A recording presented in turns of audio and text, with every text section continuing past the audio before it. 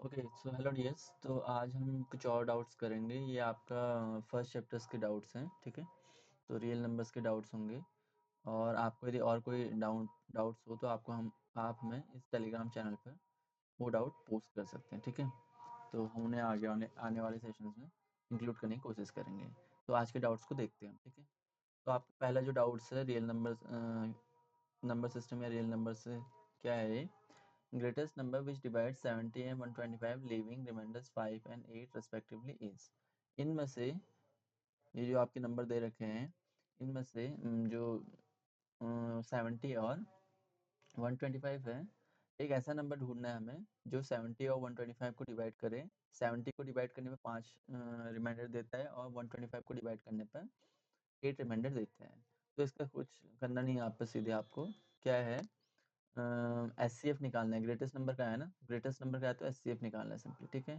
तो S C F जो हो जाएगा, ये actually M C Q type question है। तो एस सी एफ हम सीधे करेंगे। S C F of 70 minus वो नंबर क्या हो जाएगा, एस सी एफ निकालना है तो 70 माइनस 5 कॉमा 125 माइनस 8, इन दोनों का एस सी एफ निकाल लेंगे, ठीक है।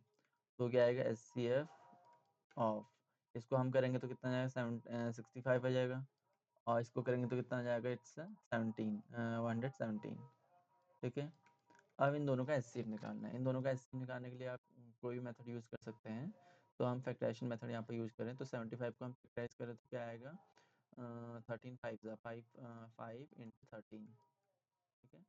5 इंटू 13 फाइव ज़ा होता है आपका 65, या आई गेस 39, हाँ 35, ओके ठीक है।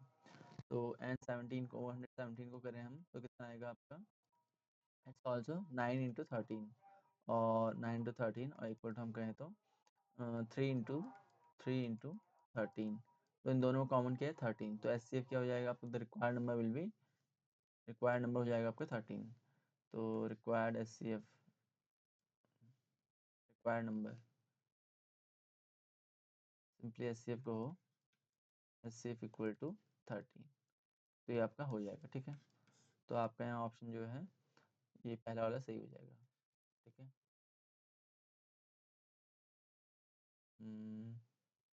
ओके, तो पहला वाला ऑप्शन आपका सही हो जाएगा 13 यहाँ पर।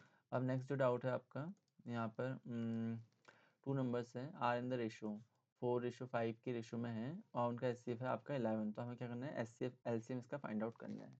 तो हम पहले क्या करेंगे, दो नंबर दे रखे हैं, ठीक है। तो लेट्स से ए और बी, सॉल्यूशन इसका हो जाएगा ए रेशो बी, गिवन यहाँ पर लिख लो, दो नंबर ले लो ए और बी, ठीक है। तो ए रेशो बी इक्वल टू दे रखा है 4:5। तो यहाँ से हम क्या कर सकते हैं, इसको लिखेंगे जब दोनों का, ए को लिखेंगे 4 के ले लो, ठीक है।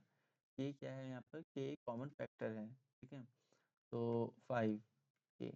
अब के ही क्यों लिया दोनों में, बिकॉज हम जब ए रेशो बी मतलब ए अपॉन बी निकालेंगे तो 4k/5 के आएगा, ठीक है। अब के से के कट जाएगा तो यहाँ पर 4/5 आ जाएगा। हम रेशो को ए रेशो बी को लिख सकते हैं ए अपॉन बी। तो वही ये दर्शाने के लिए हम सिंपली एक कॉमन फैक्टर को ले लेते हैं। एक common factor of course non zero होगा, नॉन जीरो ये विल बी है नॉन जीरो, ठीक है, नॉन जीरो। अब हम क्या करें, एस सी एफ निकालेंगे। S C F of A B, H C F of A comma B, वो क्या हो जाएगा, सिंपली इन दोनों में कॉमन क्या है, 5 और 4 तो आपके को प्राइम है तो कॉमन यहाँ पे केवल के होगा, और इट इज़ दिया है आपको 11, यहाँ पर गिवन लिख दोगे, ठीक है। तो आपका ए और बी निकल के सीधे, तो एच सी एफ क्या हो जाएगा सीधे, एलसीएम क्या हो जाएगा सीधे आपका, इससे एलसीएम इक्वल टू जो हो जाएगा ऑफ ए और बी, ए कॉमा बी, वो हो जाएगा आपका 4 इंटू 5 इंटू के, ठीक है। तो यार 20 इंटू 11 इक्वल टू 220। तो एलसीएम जो हो जाएगा आपका 220 हो जाएगा, ठीक है। इसको हम सिंपली ऐसे कर सकते हैं। तो ये आपका हो जाएगा। ये दो डाउट्स थे आपके, ठीक है। तो आई गेस आज के जो रियल नंबर सिस्टम में आपके और भी काफ़ी अच्छे क्वेश्चंस हैं जो शॉर्ट शॉर्ट आते हैं, जैसे √5 को, √2 को आपको, √2 को या √5 को या √3 को आपको prime number sorry irrational numbers proof करना है। एक इस टाइप के क्वेश्चन आते हैं। और या मान लिया 3 प्लस √2 को इरेशनल नंबर प्रूव करना है, जहाँ पर मान लो आपको √3 दे रखा है या √2 दे रखा है कि इरेशनल है ऑलरेडी, तो उसका इजी वाला मेथड होता है, तो उसको आप सीख लीजिएगा। मतलब एक तरीके से इसको याद करके जाना है इन दो मेथड्स को, एक ये वाले इस टाइप के क्वेश्चन को करने के, एक टाइप के क्वेश्चंस को प्रूव करने के, जैसे प्रूव करना होता है कि आपकी इरेशनल नंबर्स है। ठीक है, तो हम कुछ इस चैप्टर से रिलेटेड कुछ कॉन्सेप्ट सीखते हैं। ठीक है, कॉन्सेप्ट समझते हैं। जो यहाँ पर आपका फर्स्ट जो थ्योरम है, जब आपको मान लीजिए √3 को या 5 माइनस √2 को इरेशनल नंबर प्रूफ करना होता है, तो यहाँ पर ये वाली थ्योरम यूज़ होती है एक्सटेंसिवली, कि x को हम किसी भी नंबर को, किसी भी कंपोजिट नंबर को प्राइम नंबर के प्रोडक्ट के रूप में यूनिकली एक्सप्रेस कर सकते हैं। इसे कहते हैं फंडामेंटल थ्योरम ऑफ अरिथमेटिक। ठीक है, अब जो ओके या सो ये यूज होती है, इसको आप याद रख लेंगे, ये यूज उसमें यूज होगा ऑलरेडी, तो उसको आप अप्लाई करके देख सकते हैं। और जो दो नंबर्स दे रखे हैं, तो उनका एलसीएम और एचसीएफ पॉजिटिव नंबर है, ऐसे पॉजिटिव नंबर्स हैं, तो उनका हमें एलसीएम और एचसीएफ निकालना है। तो उसके लिए एलसीएम और एचसीएफ के बीच में क्या रिलेशन होता है, ये वाला रिलेशन काफ़ी यूज होता है, डायरेक्टली से रिलेटेड क्वेश्चन आते हैं, तो उसको याद रखिएगा। अभी नॉन नेगेटिव या नॉन जीरो नंबर्स हैं, तो उनका एचसीएफ और एलसीएम कैसे कहते हैं, उनका मतलब क्या हुआ कि नेगेटिव नंबर्स हैं, मान लो नेगेटिव नंबर्स हैं, तो उस केस में जो एचसीएफ हो जाएगा, सिंपली क्या होगा, उनके मॉडल्स मॉडल्स में ना वो उनका पॉजिटिव पार्ट का एचसीएफ, और एचसीएफ हमेशा पॉजिटिव होता है। अब मान लीजिए कोई एक ज़ीरो नंबर है और एक नॉन जीरो नंबर है, तो उसमें उस केस में जो एचसीएफ होता है वो हमेशा ए होगा, वो पॉजिटिव नंबर होगा। ठीक है, तो ज़ीरो और किसी पॉजिटिव नंबर के बीच में जो एचसीएफ होता है वो पॉजिटिव नंबर होता है। सिंपली आपका मान लो 0 और 5 है, तो इनके बीच में एचसीएफ क्या हो जाएगा, 0 को हम लिख सकते हैं 0 इंटू 5, और 5 को लिख सकते हैं हम सिंपली 1 इंटू 5, तो इनके बीच में जो एचसीएफ आएगा आपका मैक्सिमम क्या हो जाएगा, 5, तो यहाँ पर एचसीएफ इनका 5 हो जाएगा। राइट, अभी क्या है, और एलसीएम कहें तो एलसीएम क्या आएगा, आपका एलसीएम 0 आएगा, या एलसीएम यहाँ पर 0 आ जाएगा। ठीक है, और एलसीएम एक्चुअली नॉट डिफाइंड भी हो सकता है, बिकॉज एलसीएम क्या होता है, एलसीएम को दोनों ही नंबर डिवाइड करने चाहिए, 0 को 0 डिवाइड कर सकता है, नहीं तो नॉट डिफाइंड हो जाएगा, और 5 डिवाइड कर सकता है, दैट्स ट्रू।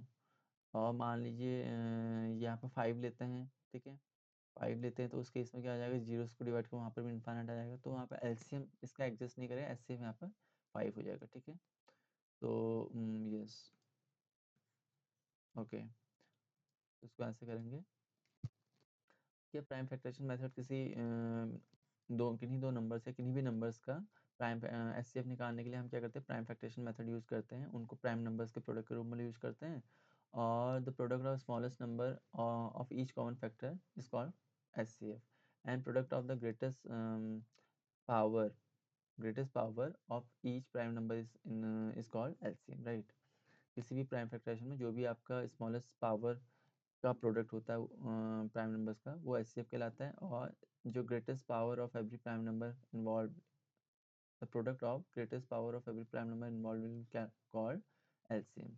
ठीक है, अब यहाँ पर क्या है, इरेशनल नंबर्स को हम कैसे देखते हैं, देखो रेशनल और इरेशनल और रेशनल को ये थ्योरम हम यूज करते हैं। ठीक है, एक मिनट,